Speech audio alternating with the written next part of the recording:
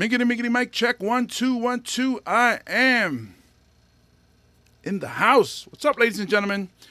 My name is James Mane. I am your host of Hawaii Comedy with James Mane Talk Show. That sounds pretty good. Podcast sounds cool, but talk show, that gives me, I was going to say street cred, but I doubt it's like, I don't think the streets would be like, you're right. Talk show is more street credible. Keep the party rolling. No? That work? All right. Whatever. I tried. I'm trying. So, welcome, ladies and gentlemen. Wait till people, give you a few minutes for the people to join the live. If you have any questions, go ahead and put them in the comment section, and I'll pop them up when I get a chance. Let me share this also in the Hawaii Comedians group. There it is. So that people can check it out.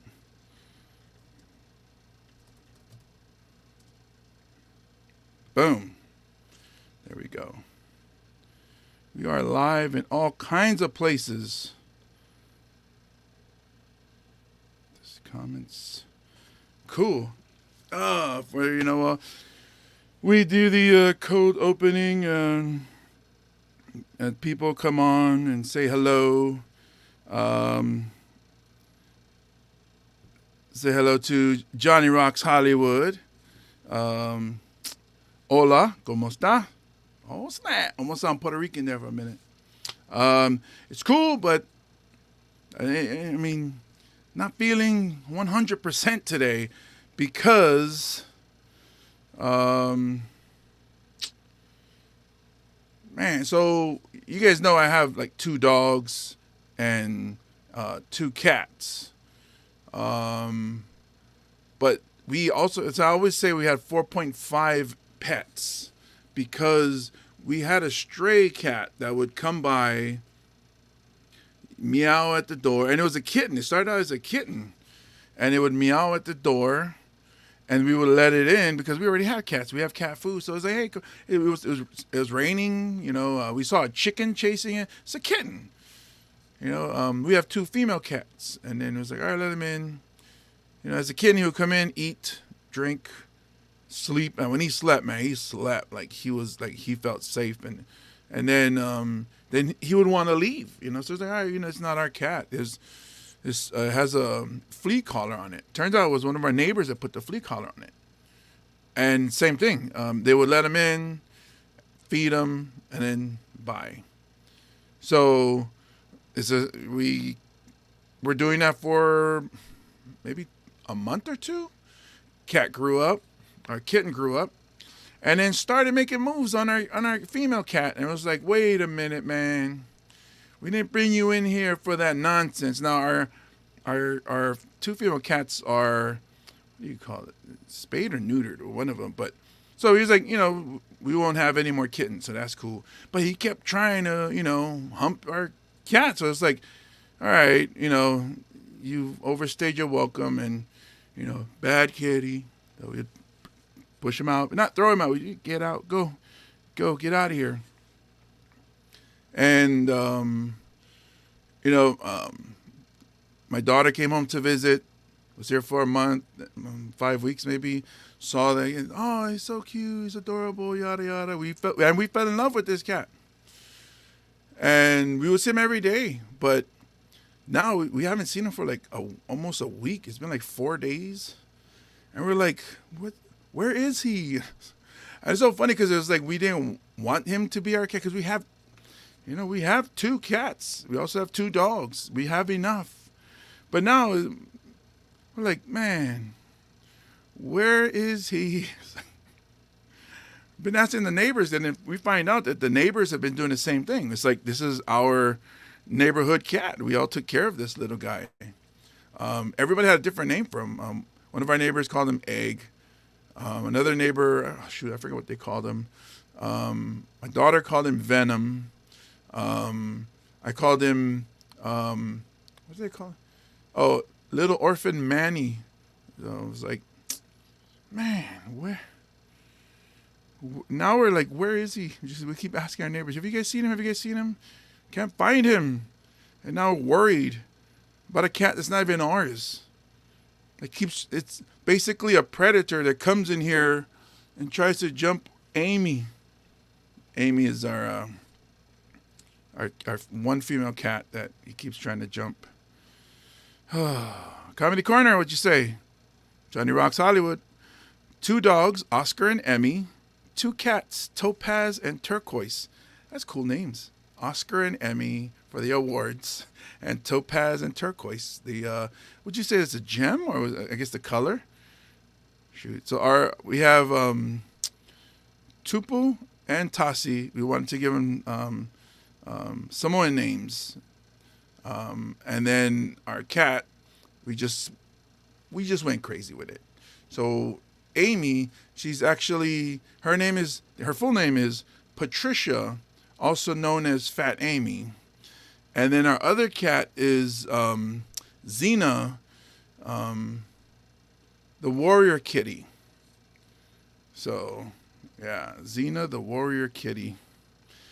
Man, it's sad, man. Little orphan Manny, where he at? That was my boy. He would come in, and it was like, because it was surprising that he would come in and the dogs wouldn't like mess with him. I mean, they were cool with him. We all loved him, except my mom. My mom was like, no, because Amy is her cat. She's like, nobody mess with Amy. That dog keeps trying to mess with Amy. Not in my house. No, Amy. Oh, not no, Amy. No Venom. I don't know what she called him. I think she called him a Samoan bad word or something. But he wasn't allowed. She was not having him in the house. But I miss him now. If you guys are in the Pearl City area and you guys see a little white kitten, tell him that there's a giant Samoan looking for him and he misses him. It's my boy, man. Stupid cat. Oh, there you make me miss you. I was a dog person until all these damn cats kept coming around. All right, let's start the show because I think I need a quick break here.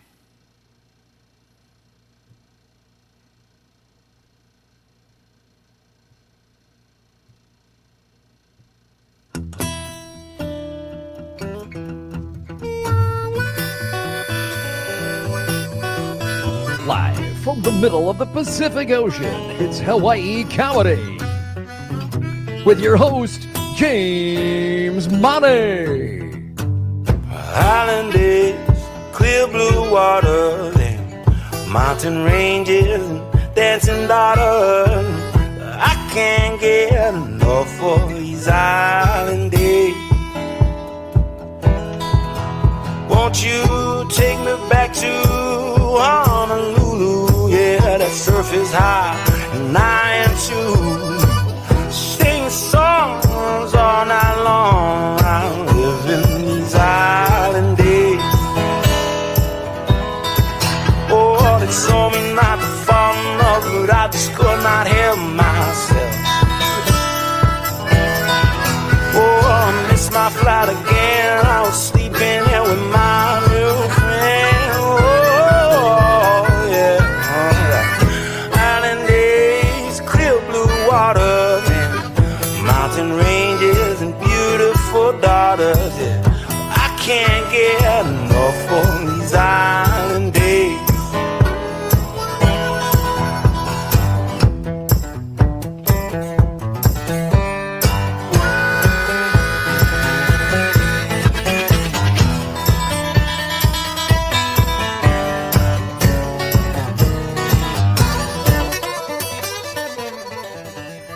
Yes, sir. Big shout out to Tavana for that beautiful music. Thank you so much. Tavana, you can check him out, Tavana808.com. Find out where he's performing. See if you can get some merch. Amazing musician. Thank you, Tavana. Give a shout out to our sponsors. You guys see this beautiful shirt that I'm wearing? Yes, lovely shirts. This is from Oahu Golf Apparel. You can check them out at oahugolfapparel.com. They have hats, t-shirts, golf accessories. They're locally produced here in Honolulu, Hawaii. They offer fun, stylish activewear on and off the course. Make Oahu Golf Apparel a part of your game. The thing I like about this shirt is it's flexible, it's loose, it's they make it my size. That's the most important part. Most places only go up to like 1X, maybe 2X, possibly 3X, but it's rare. This goes all the way up to 6X. So you big people out there, OahuGolfApparel.com. Get you these awesome shirts. Nice and cool, man. And look how stylish it is. I can wear this to work if I wanted to. How about that? Give it a shout out to Pancakes and Waffles, Hawaii. I went today, got me the Calbee Loco Moco and churro waffle again, because that's what I like. Pancakes and Waffles, Hawaii.com. They have 2 locations, one at City Square Shopping Plaza in Kalihi, and one in Waimalu Shopping Plaza right here in Aiea. Before I get started, I always want to give out this phone number. I know we're going through some tough times with the pandemic. The country chopped up and divided in many different ways, and people stressing out all over social media, and it's getting crazy. Those of you out there who feel like, the world is on your shoulders and you're stuck under a rock or something, and if you're thinking about hurting yourself, please don't. Please don't. Talk to somebody. Talk to me. My number is all over social media. Even hit me up on Instagram, Facebook, wherever. Let's chat.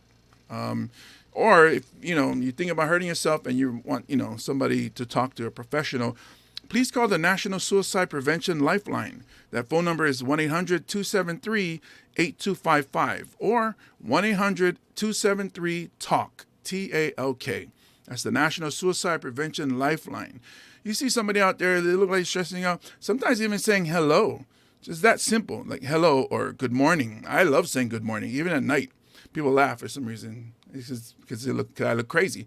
But sometimes just that simple hello changes that person's mind, thinking of hurting themselves, and then say maybe I won't do that today. And sometimes that's what it is. It's day to day. It's you save a person's life day to day, and you just keep putting out that positive energy. Hello, So give it a try. Tomorrow, say hello. I know we got masks on still. Maybe you can do the eyebrows. This is Samoan style. There. You do that. Those of you who are listening to the podcast, sorry. My eyebrows are going up. I have to describe it.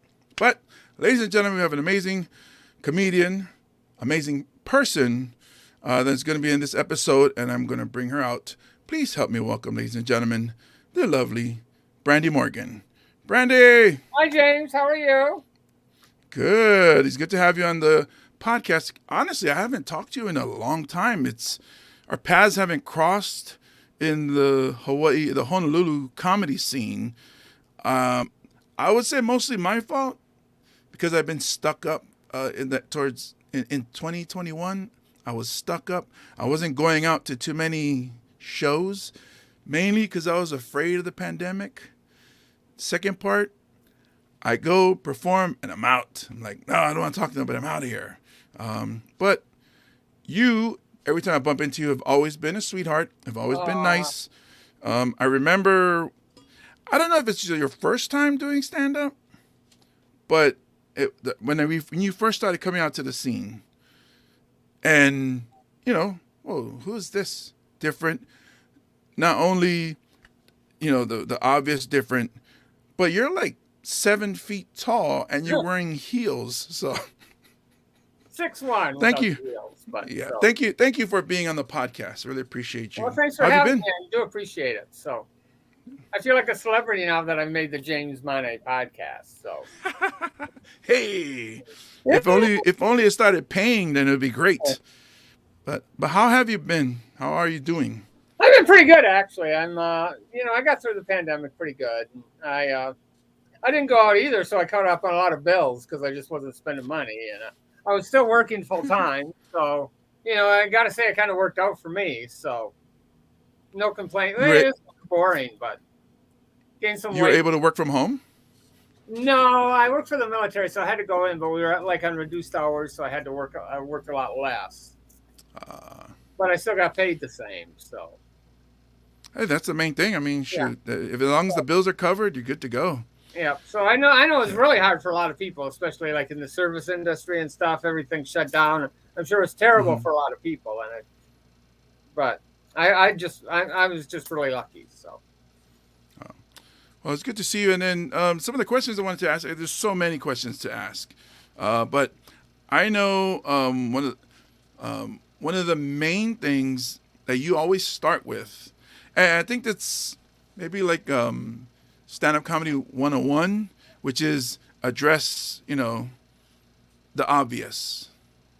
yeah, it's the So elephant. when you, So yeah, and so when you get up, you always, boom, in your face. yeah, well, I figure. Well, first of all, I think it's a pretty good opener generally. I mean, it's I really like my opener, and it does kind of brings the whole audience into it.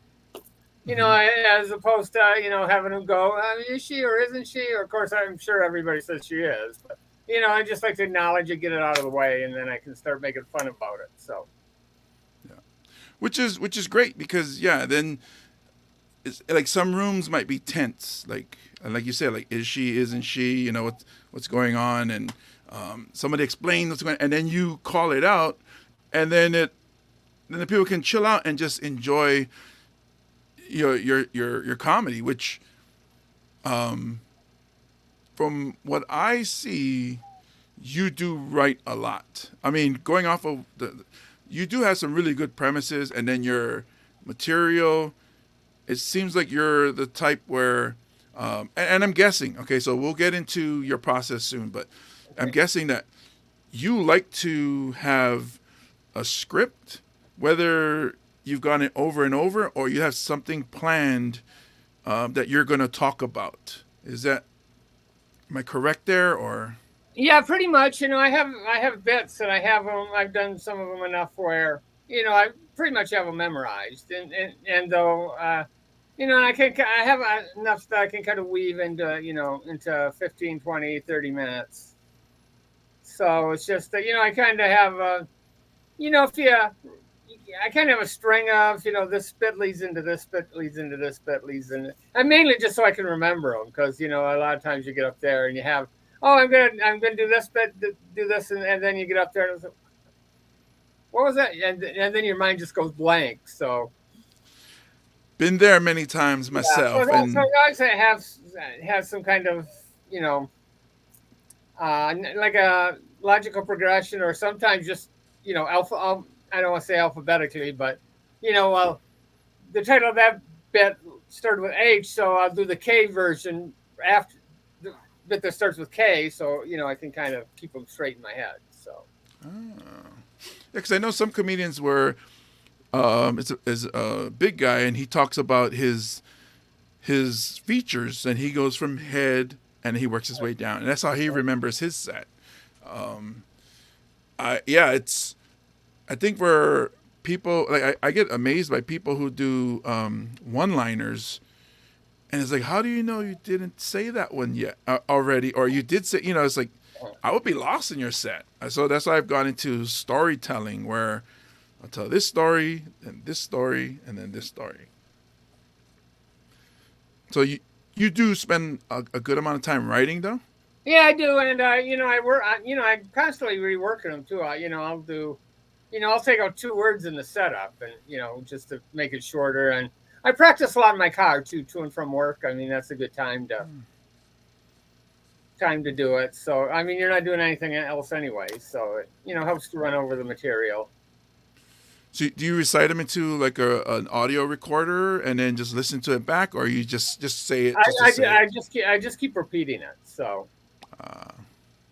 Oh, cool. yeah, well, it seems to work for me. So Okay, let's go into this comedy corner. Some love for Brandy Morgan from Johnny hi Rocks Johnny, how are Hollywood, you? and from Johnny Sparkles. Always good to see The other Johnny. Brandy and Monty.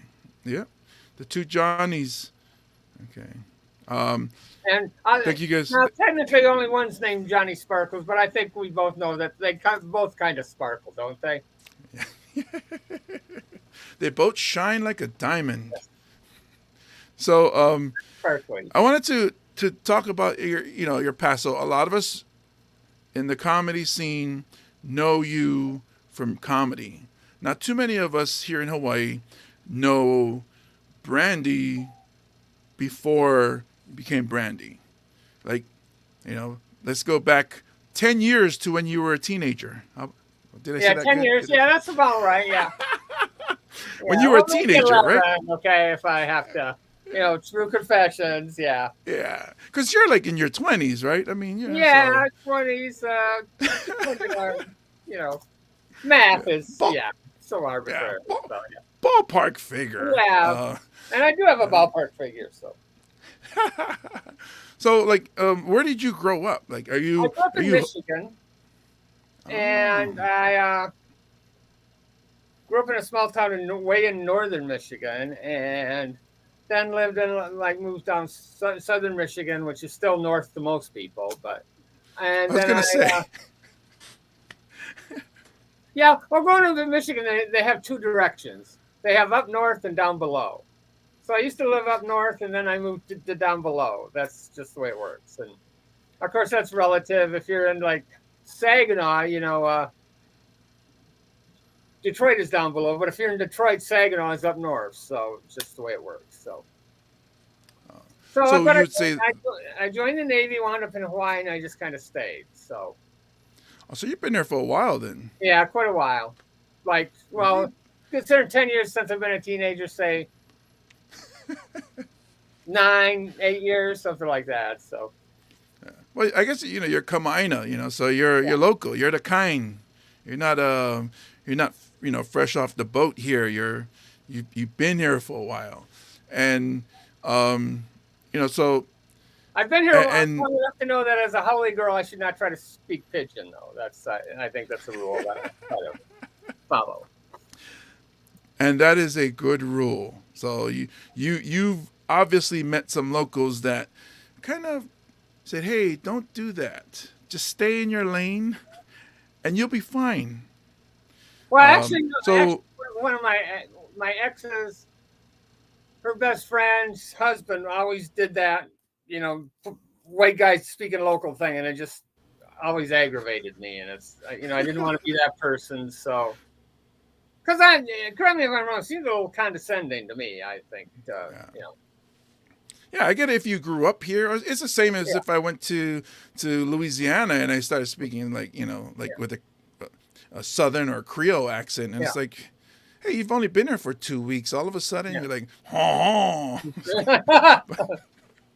But cool. So growing up Michigan, and I also wanted to thank you because I had to ask you before you came on, and I know we've talked about it before, but I haven't seen you in a while. So trying to get the correct term, which is what you corrected me on, and I apologize because it's not my intention to say the wrong thing, but because it's not a lifestyle that I'm familiar with, so I need to be educated on. So the correct term, which is transgender woman.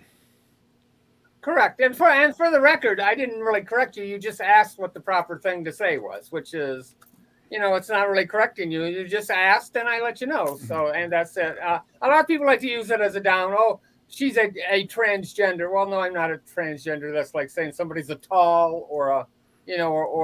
Oh. Yeah. So. A short. That's a short. It's an adjective. So I'm a woman actually, but I'm a transgender woman if you want to be more specific. I'm also a tall woman. I'm also a kind of busty woman. I'm also. I see. No longer in high school woman. So. But just recently in high school. Yeah. And then time froze while you were in the Navy. And I blacked that whole part out. So. Yeah, because I remember. So, shoot, it was maybe. When did you start doing stand-up comedy? It was probably here in Hawaii, and. Probably about 2015, 14, I think.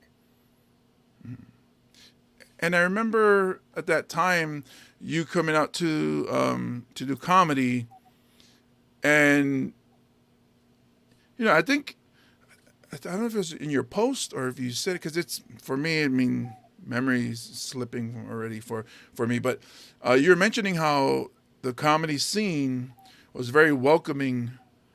You didn't really get too many idiots poking jabs at you or picking on you. I guess because you're a woman. Am I right or I've always felt that way. I've always felt very accepted by the Hawaii comedy community. I know in some places, it's hard on women, and I'm sure some places it's probably impossible for a transgender woman to do comedy. But here, I found pretty much everybody has been really, I haven't had, well, maybe one or two people have hassled me a little bit, but for the vast majority, everybody's been super supportive and very respectful, and no complaints at all.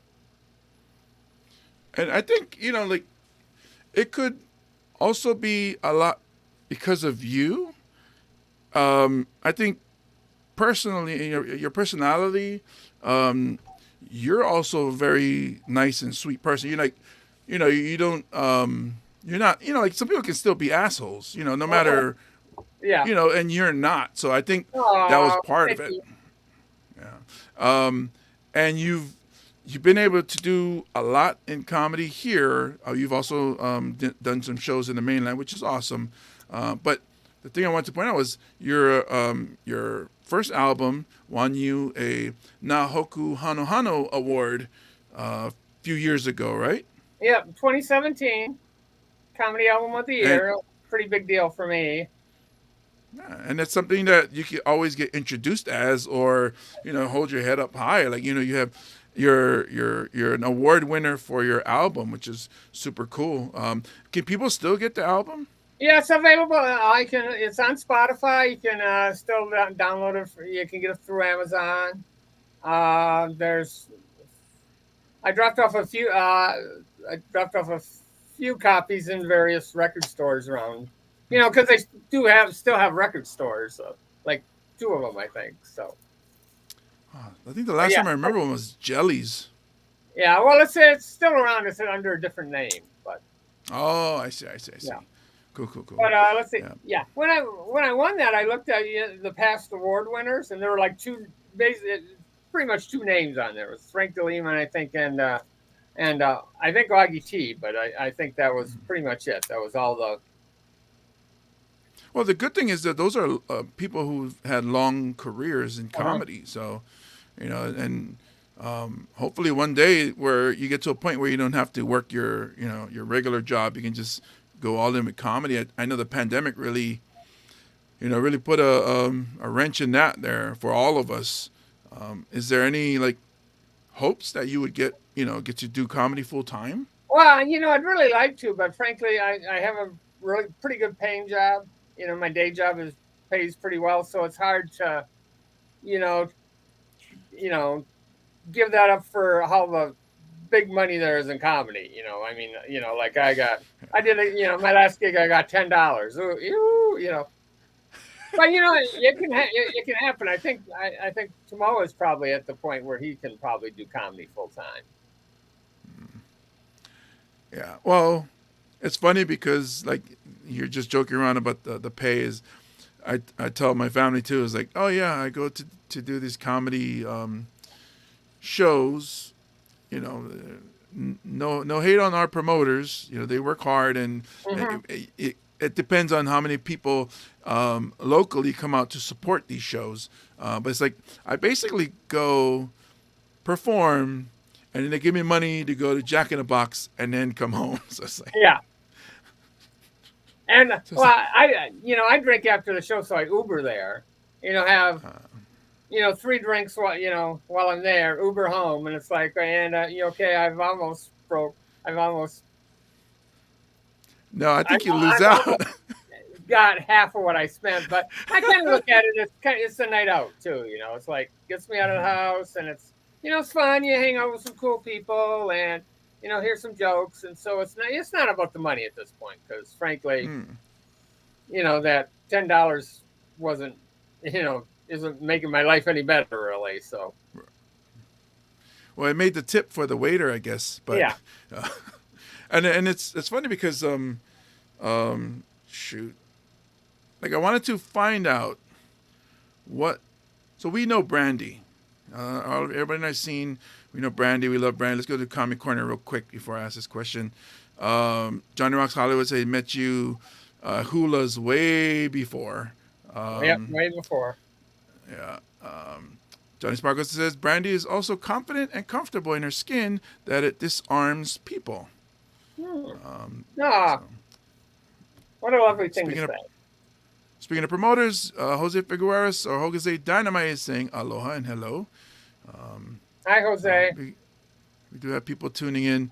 Okay, so what I would like to know, and if this is something you don't want to talk about, we'll just move on. What was young Brandy like? Well, you mean before the transition? Is that? Yeah. Yeah. Well, frankly, I wasn't comfortable in my skin.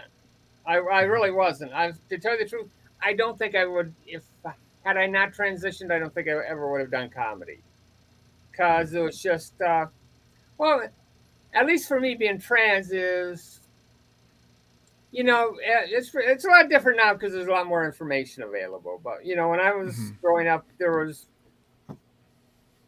not as much information accessible to me anyway. So you have these feelings, and you feel like you're somehow disconnected, or you're not part of the.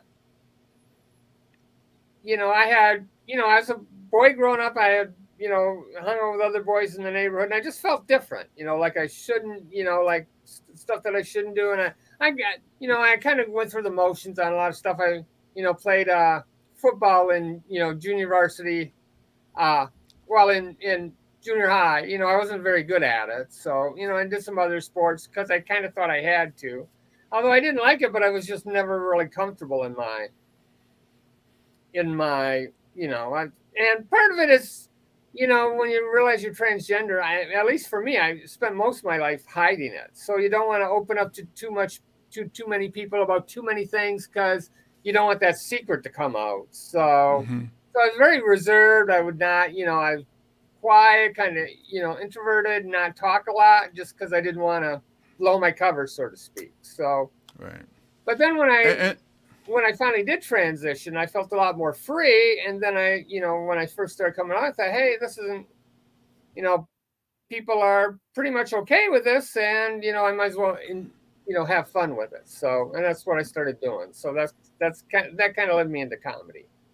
Yeah, because the reason I want to ask you these questions is there are people out there, young people out there, who probably understand exactly what you're talking about. That feeling of, being surrounded by all these people, and it's like, dudes, and it's like, all right, I'll play football because that's what, we do in this neighborhood or this community, but still not feel right. And I think, so I'm guessing, because, okay, I'm not, I don't know, but I'm thinking it's more open and accepted today, but it's strange because as I say that, there's still people bullying and making fun of, but I grew up I'm born in the 70s, grew up in the 80s, where it's not like how it is today. So I've seen it way different, where today it's I would say it's more accepted than in the 80s. Yes, so absolutely. It's a lot more accepted. There's still a lot of, they're still trying to pass a lot of anti-transgender legislation in a lot of places, because I think, frankly, some people feel they lost the gay argument, because, being gay is like, order of magnitude more accepted today than it was even a few years ago. So I think the right feels they lost that argument, but there's still, since there's fewer transgender people, that we're like the new group that they can point to, and the new target for them. But I think those attitudes are changing. I think those kind of, frankly, a minority. I mean, like. Mm-hmm. And of course, Hawaii's a little different too. It's not South Dakota or Texas where, they're, I don't think they would even think about passing any anti-trans laws here, just because people are just so accepting here. So Yeah, it's funny because I remember seeing a documentary about a soccer team from American Samoa, and it was about their national team. And we're not known for soccer at all. They were like one of the worst teams, but they were doing the documentary on the players and their lifestyle, and they mentioned accepted third gender in Samoan culture. Now, I grew up in Hawaii, so this was news to me. I mean, we do have a lot of our term is fafafinge, so that are accepted, as in our culture. And me growing up around cousins or friends, Samoans who are fafafinge, I believe Hawaiians, they say mahu. But for me, growing up around them, knowing it wasn't like I was accepting of their lifestyle, or it was more of I've seen them beat up a lot of dudes. So it's like, but it never, there was never a point in my life where that it bothered me that someone was gay. It's like, and also transgender or so it was. And I guess I'm not trying to paint myself as like, I'm such a nice person. It's just, it's strange because it never. I guess I was lucky, like you say, here in Hawaii, where it was never a problem for me. Where like some people, I do know some guys where it's a problem. I'm like, why? That's that person living their individual life.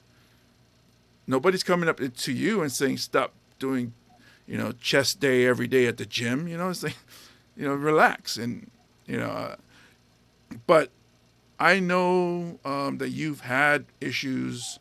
There was one time, and I'm sorry to bring up darkness. I guess you were attacked in Waikiki. Yeah, I remember that, and I actually remember posting it, talking about it on Facebook. And you were one of the first guys to say that you would gladly beat that guy's ass if you had the opportunity. So I do remember you saying something to that effect. And I did post that, and compared to the one. I mean, the guy smacked me in the face, and I got a bloody nose, but no lasting damage, and it made me angry, and I bled all over the place. But after I posted that, I got so many positive responses on Facebook that it really just kind of the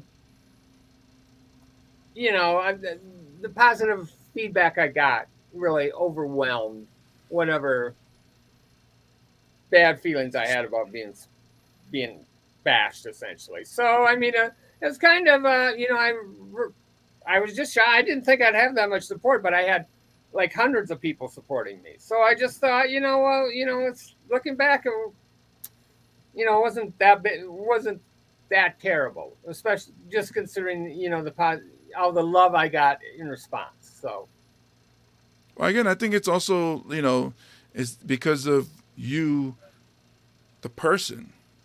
Again, like even Sparkles is jumping in, and Johnny Hollywood. We know you, the person. We know you're such an amazing person, who is an amazing comedian. And let me take the questions in the comedy corner.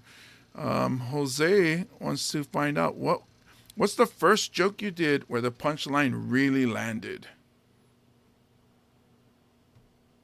Okay, well, this goes back actually before I transitioned. And I used to be in the Navy. I used to be an intelligence specialist in the Navy. I had to do this thing every day when we're out at sea. I had to do this thing called the Absentee Brief every day. I get up in front of the, probably 40, 50 people, talk about Intel, what Intel stuff happened during the day. And when I started doing that, I found out I started trying to interject a little humor. I mean, this was before I was doing actual stand-up, but I'd do it like, I'd steal top 10 lists from David Letterman and stuff like that. So, and we were in the middle of an exercise called Rim Pack. And so what I did was I made a top 10 list of the top 10 Rim Pack movies. And I took the name of ships involved in Rim Pack, and I made like a movie kind of pun Letterman's top 10 thing out of it. So, and I went through all of them, and there was one of the ships involved in the exercise was a submarine, South Korean submarine called the Wonju. So I went through my whole spiel, and I said, and the number one Rim Pack movie is To Wonju, Thanks for Everything, Julie Newmar. And so, I mean, for one, I got to, work in my little transgender cross-dressing, reference into the Absentee Brief. And people actually applauded at the Absentee Brief. And they don't do that at the Absentee Brief, but I actually got applause at the Absentee Brief underway on USS Port Royal. And I was actually embarrassed. The response was so good that it just almost embarrassed me. I wasn't prepared for it. And it did really land. And it's one of those, you had to be there too. I mean, it's like, because you think you've had some bad rooms at an open mic. Well, underway on a ship's probably the worst room ever. So that's especially on a Navy ship. So, well, Johnny, maybe I could be funny. So. That was the spark the moment where you said, let's give it a shot. So Hollywood says, mahalo for your service. Sparkle says, was there a comedian or other celebrity who you look to for strength because of the way they live their truth so proudly on stage? That's a good question. I don't think coming up, I don't remember. Until I started doing comedy, I did not know of any other trans comedians doing stuff. I probably couldn't name a gay comedian before I started doing comedy either. So,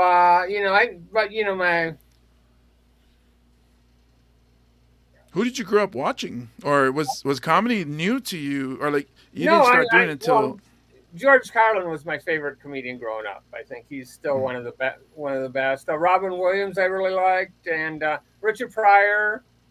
And I guess considering a lot of stuff he went through, he was kind of living his truth too, because he had a lot. He had a lot of baggage. He had a lot of stuff happening to him. So the whole fire thing and the whole, and he had some struggles growing up too. So he was definitely living his truth, I guess. Yeah, because he grew up in I guess with the mob, and his mother was a prostitute. I think she was a madam or something, but there was a prostitute. There was obviously a lot of baggage, back there. So right, yeah. So was it at that moment where you was like, maybe I should give stand-up comedy a try? What was, because we all have this thing. For me, it was. I think it was coming out of depression where it wasn't when me and my daughter's mom broke up. It wasn't so much that breaking up with her. It was that because she had a son or two sons and my daughter, and we were very much like, the all-American family. We all, we would go to baseball games. We would go, to the playground. So we did a lot of family stuff. And then when that relationship didn't work out and, got into, depression here and then I started listening to Mitch Hedberg. Started listening to, this is back, I don't want to get the NSA on us, but back when you could go online and visit a site, and then you can borrow audio files. and I've never put them heard of into such your a thing. and put them into your iPod. This is before iPhone, and you'd have thousands of these things, and you listen to them. And of course, it took hours to borrow these files, but But and just that's borrowing, and that, you certainly would not keep them in violation of yeah, any yeah, yeah. They were they're not actually recognized educational, copyright rules. Yeah. yeah, educational purposes only. Yeah. So like yeah, and they started listening to, and I was driving the city bus, so there's a lot of brain dead time. Of course, you're driving and you're in your subconscious mind because it's like tying shoes. You don't really have to think about press this pedal, turn. So then I was absorbing all this stand-up comedy, and then it just I was always a fan of stand-up comedy back Def Jam and Andy Bumatai and Benny Hill days, and but then I started to absorb them and like wow, and started to see the craft, the art. So for me, it was that spark right there that, coming out of a depression, mild depression or whatever's, and then just leaning on all these comics to entertain. And I was like, man, I started to feel better. So for me, that was, I always look back to that moment and say, that's when the comedian James Money was born. So like for you, Brandy Morgan, the comedian, could you go back to a point where you're like, this is probably that moment, and maybe it's not 100%, but probably that moment where you said, let's see what Well, happens. for me, it was actually kind of part of the coming out process because again, before I came out, I was all kind of closeted and introverted, but when I first started, when I first started going out as a woman, I go to like Hula's and go to Fusion, and and it's kind of just a process of being comfortable, kind of being yourself. And so I'd go out and people would respond well to me. I made some friends and made some acquaintances, and I didn't get beat up. Nobody laughed, so people were accepting, and I started going, watching some drag shows, and I thought, well. I started doing drag a little bit. I wasn't very good at it, but in drag, you just kind of lip sync a song. And so, but you're on stage in front of people. And it's kind of like, and, whereas before I would have hidden myself, being who I was, but now I'm on stage in front of people, and hey, they give you money. I mean, a couple dollars still, but still, hey, people, I'm not a freak. I'm not like some horrible creature. I'm, people, this is kind of cool. People are okay with that. So I did drag a few times, and I did a couple shows at Fusion, and normally as part of a drag show, you lip sync 2 songs. Well, I asked one time if I could lip sync 1 song and do stand up for a few minutes, and they let me do it at Fusion. It was, first time doing stand-up, I had some material, it went over okay. It didn't go, gangbusters, but, I didn't get booed off the stage, and I probably did 7 minutes, which is too long because they're, a drag show's primed for like a 5-minute, a song, but I got to do it, and I thought, hey, this is, and of course, well, doing stand-up for the first time is like going out in drag the first time. I mean, it's terrifying, but once you do it, it's not, hey, this is kind of cool. So I didn't do it for a while there, and then I started doing like Hulu's used to have an open mic. It was a mixed open mic, so it was mostly music, but I could tell a few jokes there, and it kind of gave me the good process. Let me work on some stuff, and then I started my first official comedy open mic was at the station, and that went over pretty good. So, and once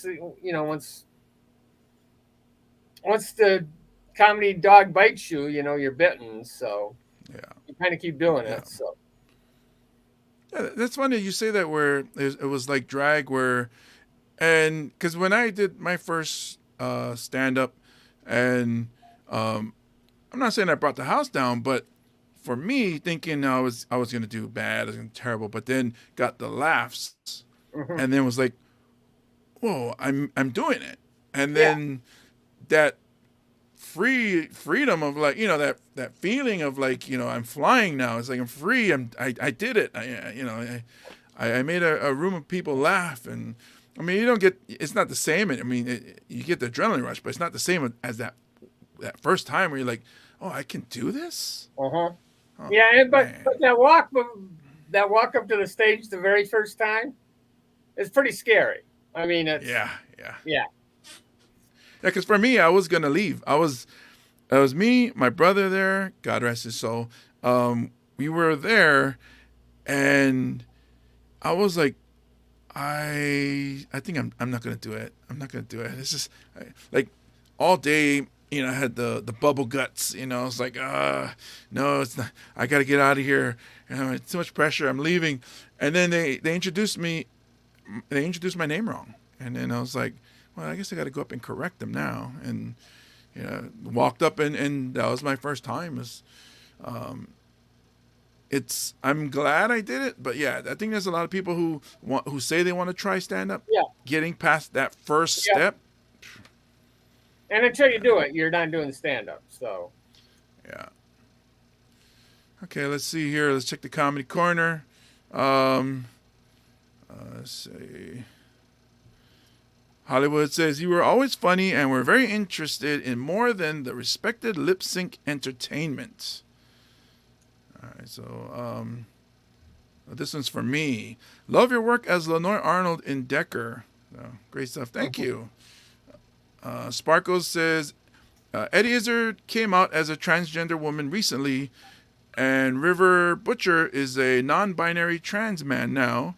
But yeah, there wasn't anyone else I can think of back in the day.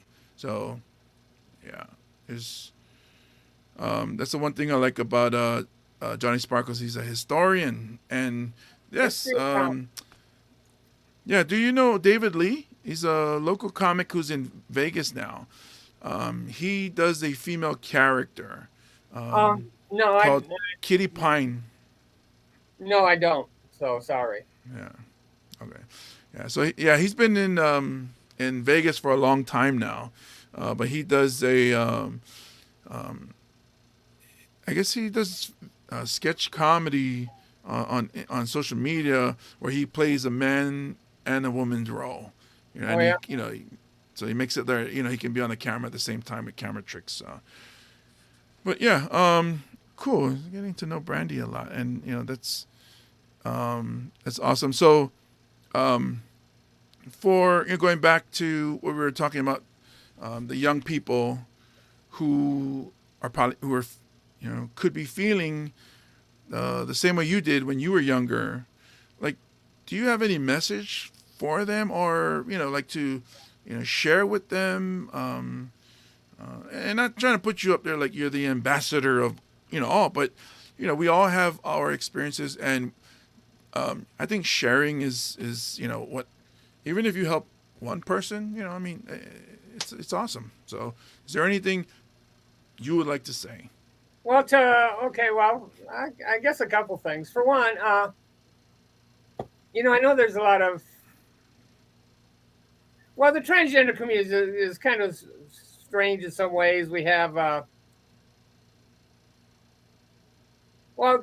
guess the way I look at it is I think being transgender, it's like a kind of a path you're on.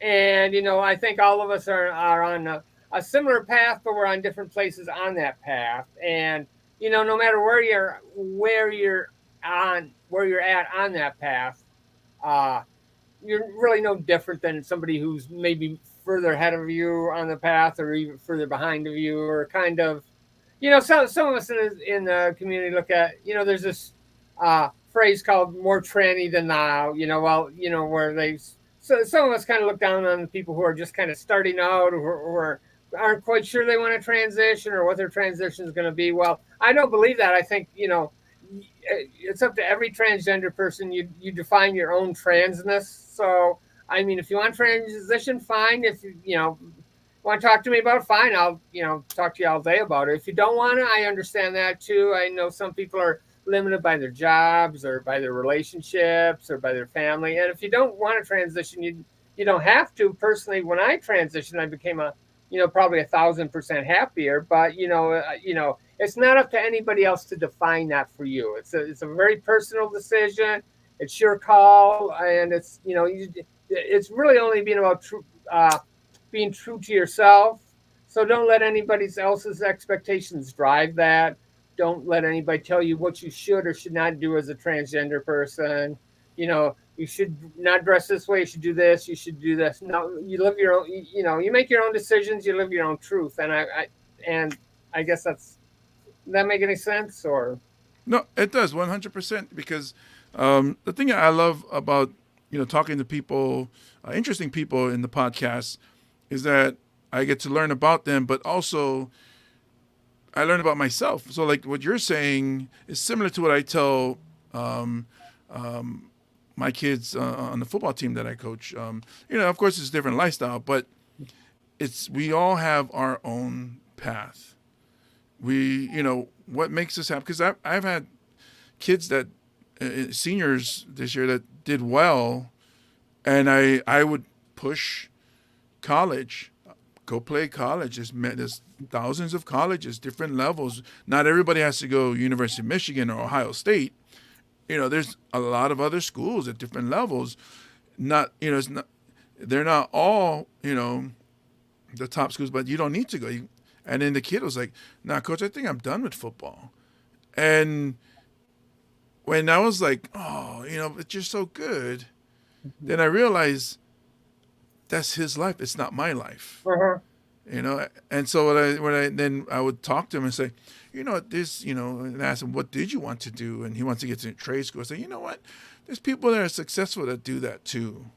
And no matter what, if you need, whatever I can do to help you get into that, or, and that's what I think it's like, I should be more supportive of that person's dream, not because it's not the same as mine's. It's like, and understand that his path is not the same as this other kid who's like dominating in the sport and wants to go to the University of Oregon's and being accepting of that. I think talking to a lot of comics and in our scene and all over it, so many different point of views and experiences that we've all had, but it seems like from our experience doing comedy, bombing, eating shit, it's like doing well, but not getting paid, and it's like, I think, that's why I like talking to comedians, because I think we all have been, in the shits. We've all been high with, conquering a room and doing well. We know that feeling. And then we all have a different perspective of life in general. Whereas like, it's not really that big of a deal if you don't make it.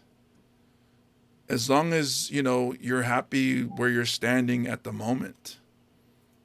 I got all like, where's my what pre Super Bowl speech going on over here? But I didn't mean to get all serious, but it's interesting what you said, and it makes a ton of sense. Where, yeah, it's not like somebody has to follow Brandy's path, but respect the path that person is going to their happiness, their happy point. And yeah, I love that. Yeah, I agree. And it's and I talked with a couple other transgender comedians about this too. I mean, are we like there's another trans comedian, her name is Jay McBride, she's pretty, she's had some huge shows, and she's, are we like we're comedians, we're not necessarily the poster girls for, being trans. So, but on the other hand, we are visible, and, people see us. And so, I don't want to sound like I'm a role model or anything, because I'm certainly not, because I've certainly made a lot of bad decisions. But at least I kind of hope that, kind of by, well, we have this thing called Transgender Day of Visibility, and it's one of those things where, unless trans people start becoming more visible, we're a lot easier to dismiss when we're not visible. So, they have this thing called Transgender Day of Visibility, and I like to think I'm pretty visible. I mean, I do put myself out there. I don't have a ton of fans, but I get up on stage. I've had some pretty big gigs. I've got some followers on Facebook and Twitter. So Yeah, well, it's one thing if I was to to say about Brandy is that she is a proud woman. You get up there and you flaunt it, and you bring it, your energy that you bring up on stage. You don't take no prisoners. You let exactly what you think is going to happen. I'm going to do a little more. And I think that's and that's what makes your stage presence so awesome. And I guess another question I wanted to ask, and well, first let me say this, because what you're saying, you're not the poster girl. That actually put me in my place, and I told you if I ever do anything offensive or say anything wrong, put me in my place. And you didn't do it on purpose. No, you haven't said anything offensive to me. So, yeah. But then it's basically what you said has changed me. And what you said is basically what. So I'm asking you questions about that culture. Tell me, and I started looking as you were talking just now. I was like, yeah, I'm being a dick. I'm asking you, tell me about that world. Tell me, when I shouldn't. It's. Well, when we discussed this before, I said if we get off stage, I'll say I don't want to talk about something, and we haven't gotten there yet. And I've always been of the persuasion that if somebody wants to ask about it, I'll tell. I'll tell. I'm very open on stage about being trans and all that. So, if you want to ask me questions, go ahead. So I kind of take it as an opportunity because, frankly, it's one of those things. Unless people ask, they don't know. Right, most people don't know. Well, I'm sure a lot of people know transgender people. They just don't know they know transgender people. But I've always been, hey, if you want to know, ask. So I don't have any problems with what you've asked me at all. Well, I won't ask physical stuff, but I will ask like mental stuff, like or even I guess one of the questions I had was about. I'm thinking, do you get more shit from men or women? Because I'm thinking maybe women would give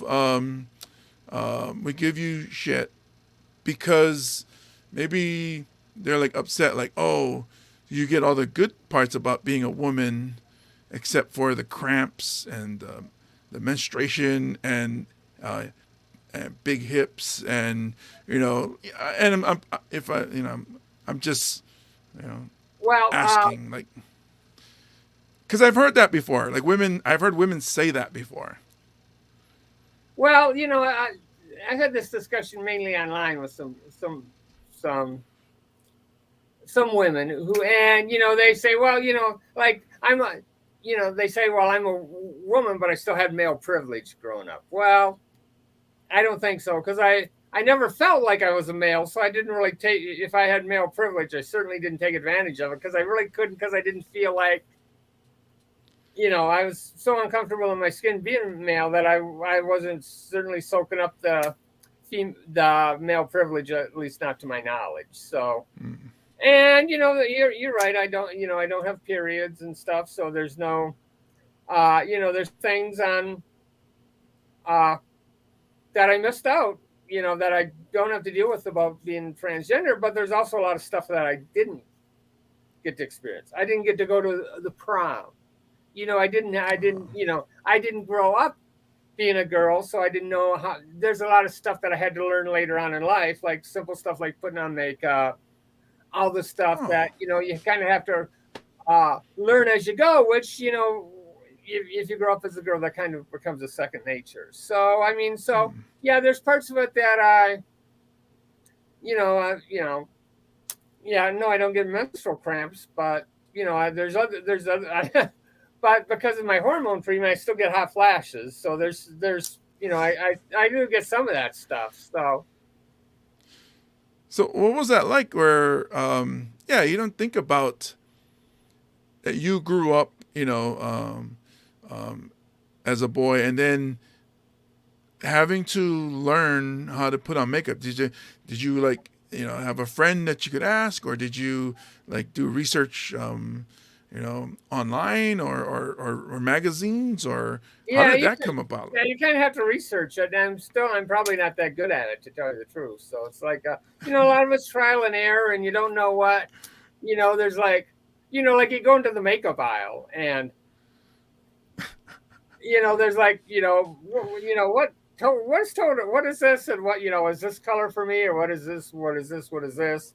I mean, there's like so many, and you don't know, and you feel stupid to ask somebody, so you kind of got trial and error, and you buy this and it doesn't work, and you buy that and it doesn't work, you try, this mascara and it, runs all over the place, and so it's like, it's like, Okay, I'm sorry. I'm just picturing young Brandy walking into Mac or wherever makeup store, and just have makeup all wrong, and just looking at like 500 different shades of red, and have to choose which one is the right red for me.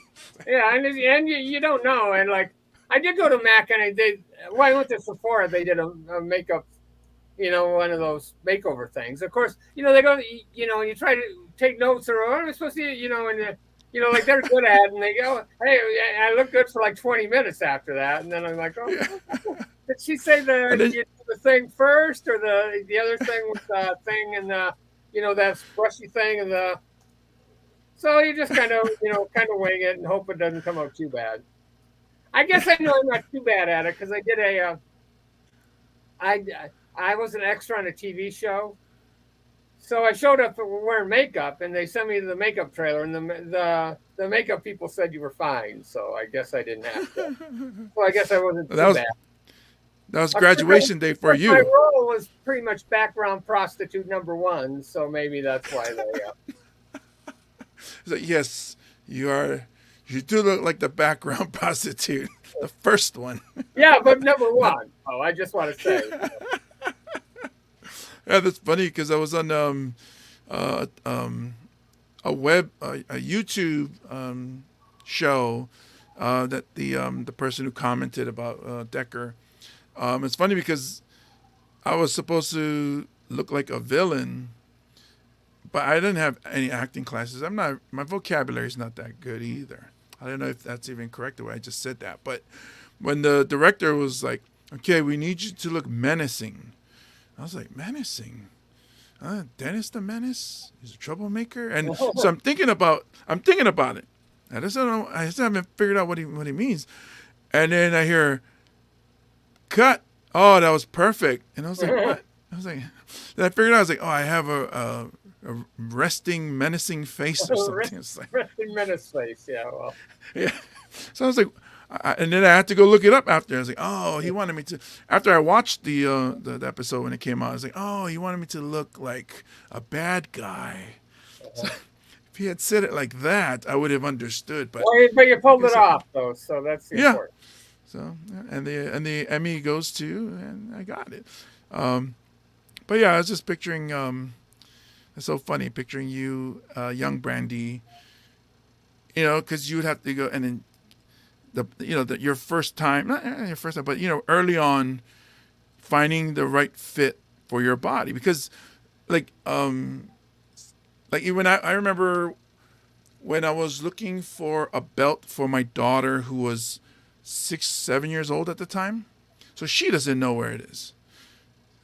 I went to the girls section where the pants were. Then I went to the women's section where the pants were. I was like, what the hell? Where the hell are their belts? She needs a belt. So I go to the men's, and I go to the pants, and there's the belts. I was like, oh, these are all too big for you. She's a little girl.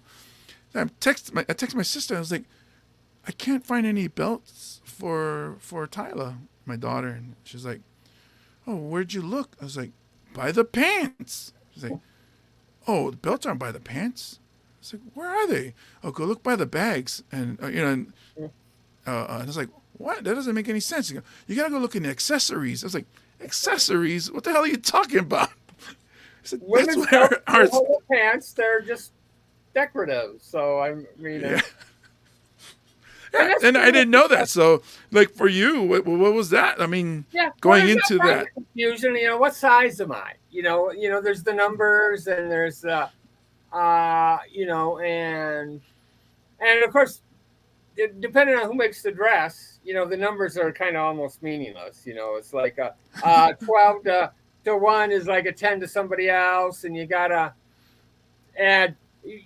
It helps to try stuff on, but when you're first coming out and you're not a girl all the time, sometimes you're buying stuff when you're in boy mode, and you don't want to, you just, you can't just run into the dressing room, and so then you have to roll the dice, or maybe this will fit, I don't know, and then you. And then you got to put it on, because I remember as a little kid, having to zip up, whether my sisters or my mom or whatever's, and then some would slip from the top, some would pull up from the bottom. So it's like, how do you know which when? And there's some of them, they got the crisscross straps, and you're halfway in it, and a jogging bra without the closure thing, putting that on is like kind of autoerotic asphyxia. I mean, you could almost strangle yourself putting this thing on. So you can almost say that you took the more difficult path because you had to learn. Well, let's say a lot of detours along the way without really knowing what the hell I was doing. So. But it must have been exciting too. At the same time, you go, "Oh!" When you that aha moment, like, "Oh, is that what that does?" Oh yeah. That dress looks good. So, and then of course, then you wind up buying, I've got more clothes. I've got more clothes than Carrie Bradshaw does. Okay, that's like. That's what I was going to ask you. Was there different looks where you're like, oh, let me try this sporty look, or was it really you went into that dresses or gowns, or did you have a plan, or you just came across it? I really like looking like this. I've been told I have nice legs, so I generally wear a dress, and I like to. I don't know. I kind of like to be kind of a little glammy when I can. So, I've got some, I very rarely wear jeans or anything. So I got my work dresses, my nightclubbing dresses, my going on stage dresses, and my, just going out shopping dresses. And so it's mainly dresses though, for me. It's I got a lot of great material. I mean, just to let us into your process or transition. I mean, not just the physical part, but actually having to learn, all the things that the things that women go through. As far as the dressing up and the fashion, the style, and. Because, that one day, and this was at Sears of all places. That one day we're trying to look for my daughter's belt, and I just this is crazy. This doesn't make any sense to me. And it's funny, when I finally found it, I was like, here it is. And one of the people that worked there, a woman, she turned and she was, because I was so loud, here it is, and angry. And she said, oh, can I help you, sir? What are you looking for? I was like, I've been looking for the belts for an hour now. Why aren't the belts by the... And it's so funny because my sister texted. She said, it's an accessory. So I said, why aren't the belts by the pants? Why is it over here? And she said, because it's an accessory. And I was like... Ah, damn it. And you're not fully So dressed until you accessorize. So that's like, yeah, yeah. I didn't know that the belt and the bag and the shoes are supposed to coordinate. Thank God we have wallets. Nobody knows what that looks like, or else I have to well, change my belt. that's because guys get pockets and we don't. So All right. So, as far as comedy goes, where like, so I know you say you have a great job and that's awesome, but is there any like dreams or, like you want to get a Netflix special or you want to just be able to go when you travel, you're able to go into a comedy club and do a couple nights. Like what is the next level and I guess the ultimate goal for you in stand-up comedy?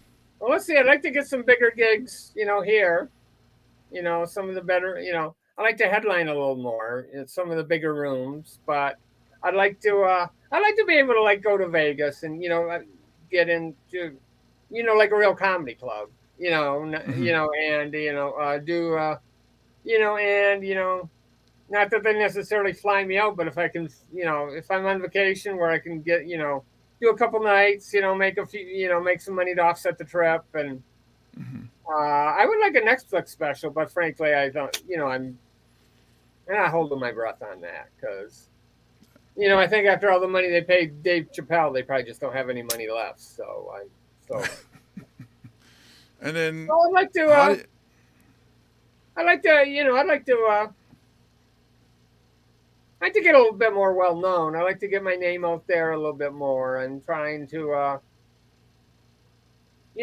be a little more active on social media. I think that's one thing I haven't been doing very well. I need, I probably need to self promote more. So I'm kind of working on that. So, and yeah, that seems to be the trend now. That where social media helps ticket sales. It almost goes hand in unless you're already famous. yeah, It seems like that seems to be the fast forward is and I'm not social already media. famous. So, but I did have a moment one time. Last year I went to my son's in the Navy in San Diego, so I went to see him and his new wife, and so I spent a couple days with him. He had to work on a Sunday, so I took his wife out to brunch, at this Tony place in San Diego, and I'm trying to make a good impression, to to uh, to my daughter-in-law, and so we're out at this. We're having a nice time. We're having a nice brunch, and we're outside, and this woman comes up to me. She says, "Oh, you're that comedian." And I'm like, yeah, I saw you at the, and she like gushed all over me, and I'm like, yeah, oh yeah, here I'm, and this was in San Diego in front of my daughter-in-law, which just made it so cool that it was like, hey, yeah, I'm important, so no, but I've made an impact on someone's yeah, life. at Yes, least that one is person, me. so at least one person, so I do get And recognized if you don't, here, though. That's always cool when you get the yeah. Well, that's the thing you have going for you as well is that you stand out, not just in any audience, but also amongst the comedians. If we were all in the room, nobody, myself, Sparkles, you, because of one, we're all very tall. mhm. You because what you're wearing as well. You like to put your boobs out there. But it's a lot of people that would just blend together. And it's something that it took me a while for myself to accept because I don't see the giant in the room when everywhere I go because I'm the giant. I don't see me. And wherever I go, I don't know until I get to an elevator and I see a kid just staring up at me, or an elderly couple that says, "How tall are you?" And then it's like, oh, I forget. So there's times where I've walked through the mall with friends, and then by the time we get to where we're going, they're like, "Man, I like walking with you because everybody just because he's a couple steps behind. He's like everybody just like follows you like Jesus is walking through or something." He's like, he's just looking at it. I was like, and that's one of the reasons I stopped wearing brand clothes because I was like, I am a walking billboard, you are a beacon as well, because of your height. And, so do you notice a lot of eyes following you when you walk? Yeah, I do sometimes. I was, it was just about my height, but I was in a store one time, and this older guy was getting checked out, and he looked at me, and I think it was reflecting on my height. He said, "What team did you used to play for?" And I just said the other one, and I don't think he got it. So you brought up Dave Chappelle. Yeah. And I'm not going to let you go until I ask you the question. Okay. Your take on what's going on with that whole situation. Well, my take is, I got a couple things. For one, every time, like, this is like a third or fourth special where he made a point to dump on transgender people. And, like, the first time he did it, he got some backlash. And then I think he's kind of used that. And it kind of gives him, it automatically drives, Twitter mentions and, all this stuff when he does it. So I think he's kind of, for one, he's kind of made himself the anti-trans comedian, which, I think he's funny without that. So I don't know why he decided to, really ping on us that way. But, and of course, now every time he gets criticized, people start complaining, "Oh my God, they're trying to cancel Dave Chappelle. Oh my God, cancel culture." Well, he makes $20 million a Netflix special. He's not being canceled.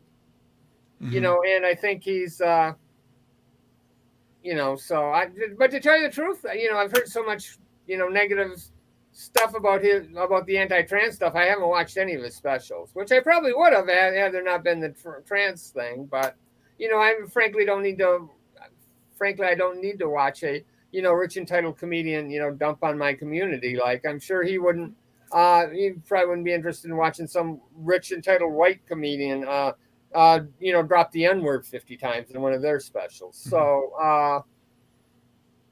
that's kind of how I feel. I mean, that's, and I think, and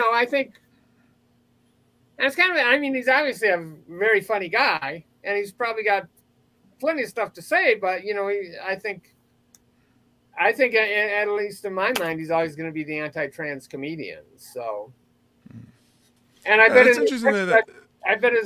next special, he's going to do the same thing, I think. So, well, the next few, I think he got booked I think he just right? got 4 more or whatever. So, yeah.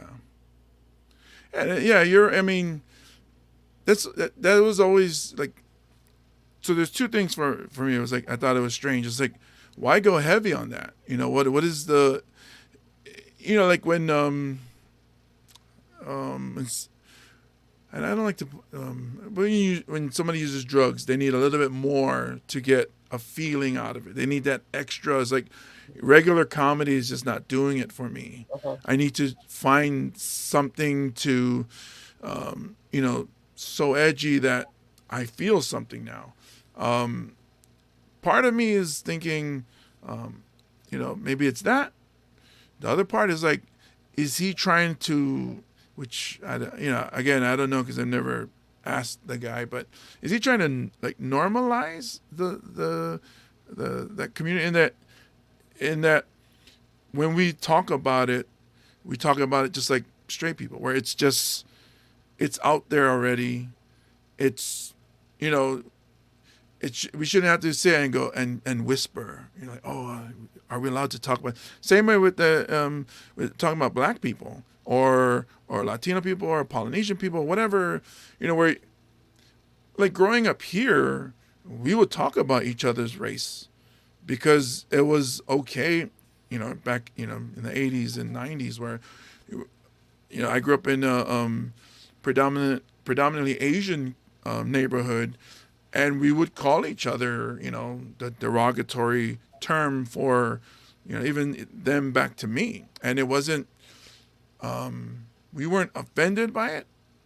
Of course, today's day and age, as we got older, into the 2000s where, you got to watch what you say, there's still, like, I have a friend who's in his 50s, and he's Japanese, and he still refers to Asian people as Oriental.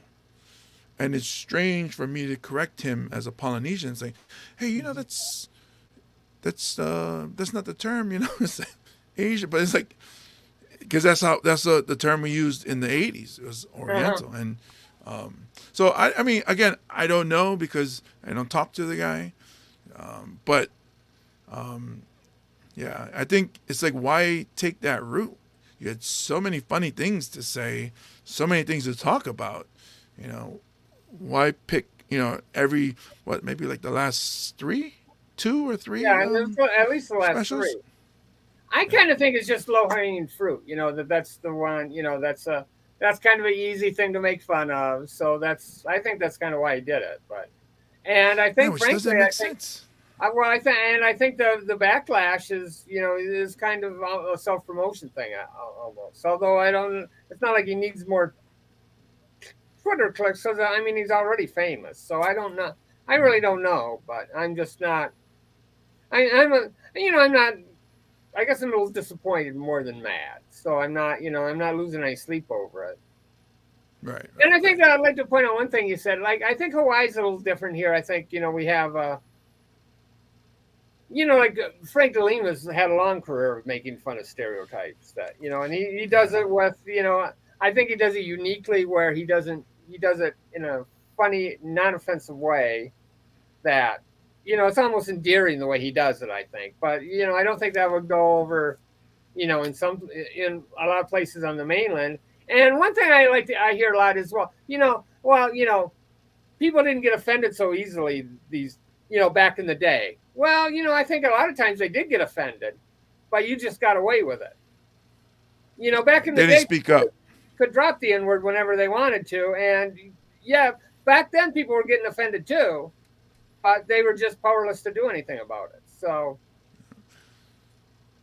Yeah. Well, that's the one thing as far as my neighborhood that I grew up, we didn't have, there was no black person. It was, like I said, it's mostly Asian. So we would talk about each other's. It was like pretty much, if the person's present, then, we talk about them. But yeah. I think Hawaii just has a general, I mean, and plus in Hawaii, I mean, there's so many mixed, you can make fun of, a guy who's Portuguese, Chinese, Japanese, Hawaiian, and, Australian can make fun of all 5 of those because, they're all part of him. So. Yeah. Yeah. That's why it's funny when they say New York is a melting pot.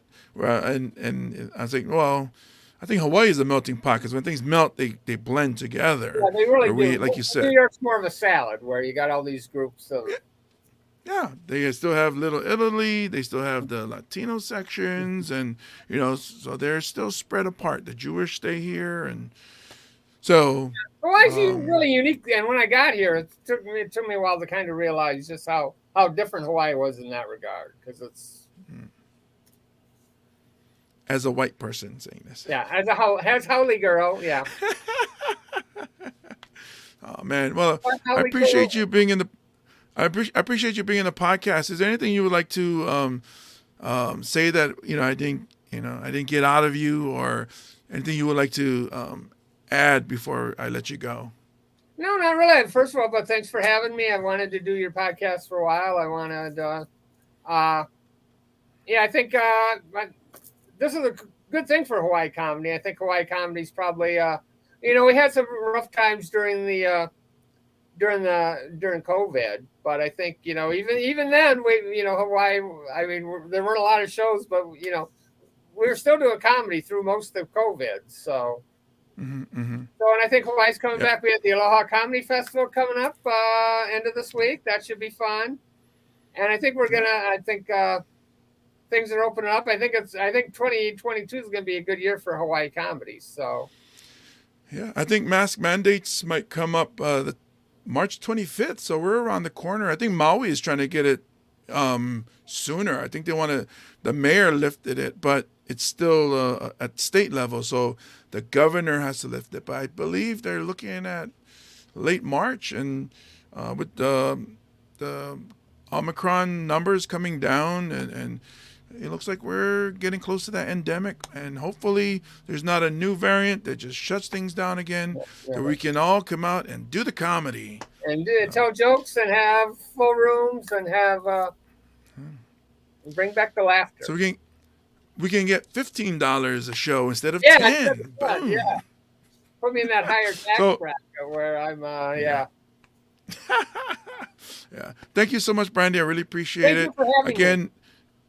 Genuinely saying you're an amazing person. Not only are you a sweet person, but you do carry a lot on your shoulders. And it's always great to see you, when you show up at shows where we're working together. And I can't wait to see you again. So hopefully we get out there again, and we'll get you, Comedy U can work on getting you a headlining special. Maybe, whether it's Blue Note or Slack Key or wherever it is, and, people can enjoy your comedy. Well, thank you so much. Thank you for having me, and it's been I had a blast doing this. Thanks again. Yeah, we'll talk again. Thank you so much, Brandy. Okay. Bye-bye. Bye.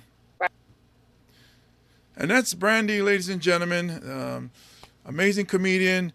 Go check out her website. Follow her on Instagram. Like we said earlier about social media, follow her on Instagram. It's at Brandy Morgan Comedian. And you can keep in touch with her. Also go to her website, brandymorganproductions.com. Drop her a line, find out where she's performing. A lot of the places that you can check out, comedyuhi.com. They do a lot of shows. Also, the Female Comics of Hawaii with Erica Schwarzkopf. They do a lot of shows. So there's a lot of people putting on shows, trying to bring you some talented people on stage like Brandy herself. So go look for where she's performing next. She's an amazing talent. She's super funny. She's in your face. She doesn't hold back. So if you're looking for a really good time at a comedy show, go check out Brandy. All right. Whew, that was an awesome episode, I do have to say. So thank you guys for tuning in. Thank you guys in the Comedy Corner for hanging with us throughout the whole show. You guys can check this out, the audio on Spotify, Apple, Google Podcasts, iHeart, anywhere you listen to podcasts. And it'll be on there tomorrow. So thank you guys for enjoying the show. But I got food downstairs, so you know what that means. I'm out.